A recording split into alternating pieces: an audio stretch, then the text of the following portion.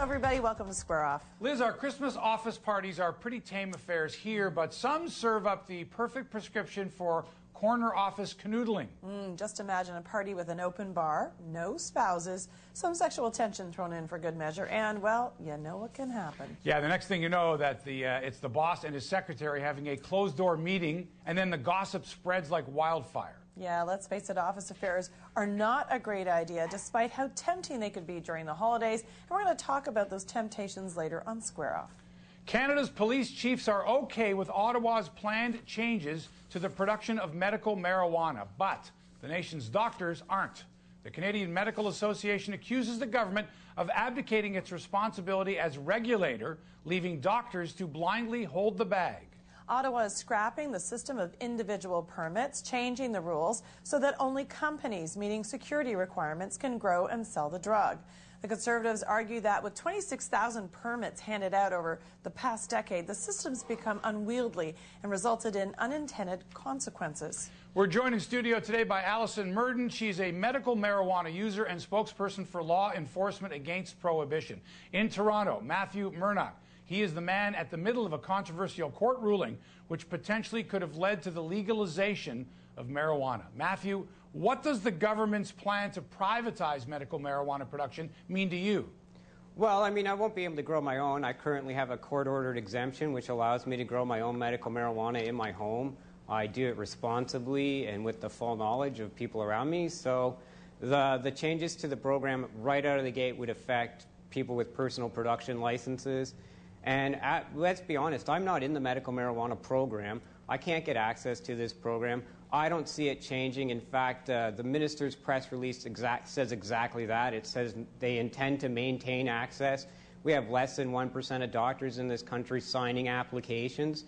I don't see that changing anytime soon. Alison, do you think you could survive if you had to rely on a supply of government-sanctioned medical marijuana? Absolutely not, Liz, and so many Canadians could not, because A, affordability is a key factor.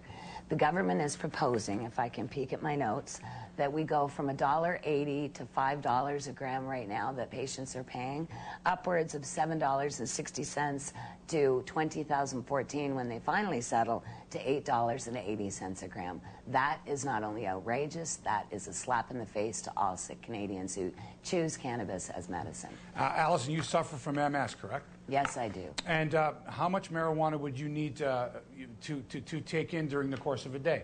Well, I actually have one of the larger prescriptions in the country, and I'm upwards of over 100 grams in a day. 100 grams in a day? Yes, but let me explain that, Mark, because, again, I was given 32 pills and 2,000 milligrams of morphine for 18 years. There is nothing, I repeat, nothing else for me.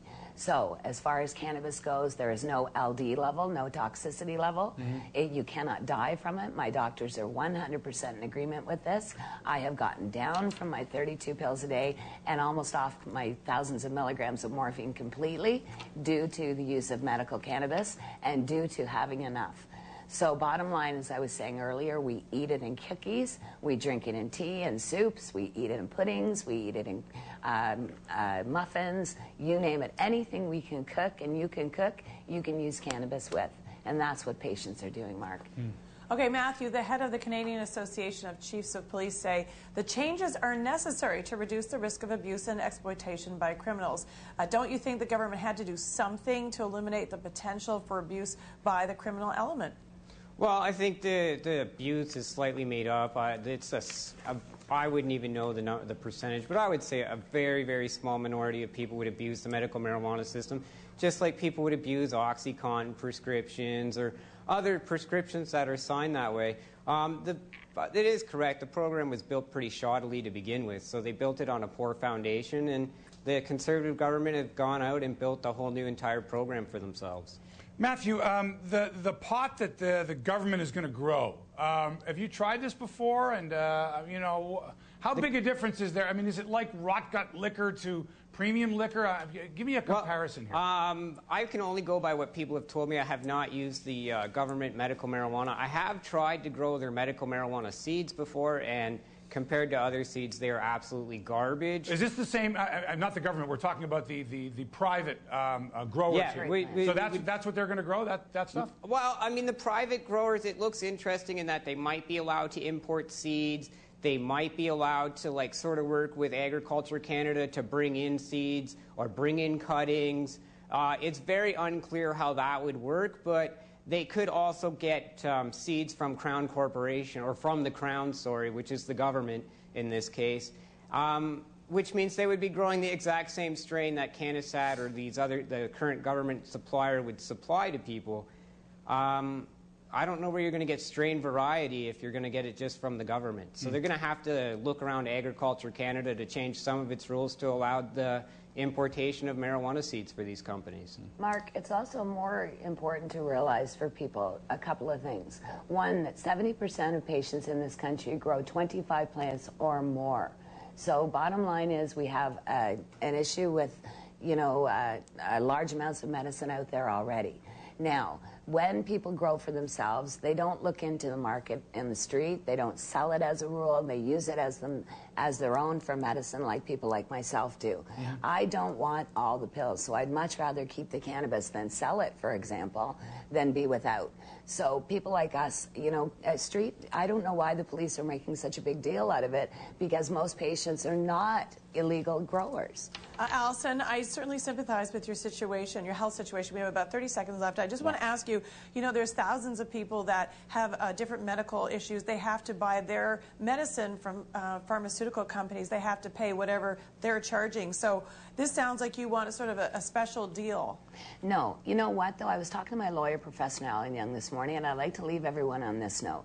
First of all, if you have a personal production license in this country to grow your own medicine and to grow cannabis as medicine, you will not lose it, because we will fight for that. We will fight to keep that, because that is in the Constitution. That is a constitutional right that we will never give up, to grow our own. Allison Mernagh and Matthew Mernagh, thank you both for joining us. Merry Thank you Christmas. for enlightening us. And Merry Christmas, Happy Holidays to both of you. Thank you so much. Thank you. Bye-bye.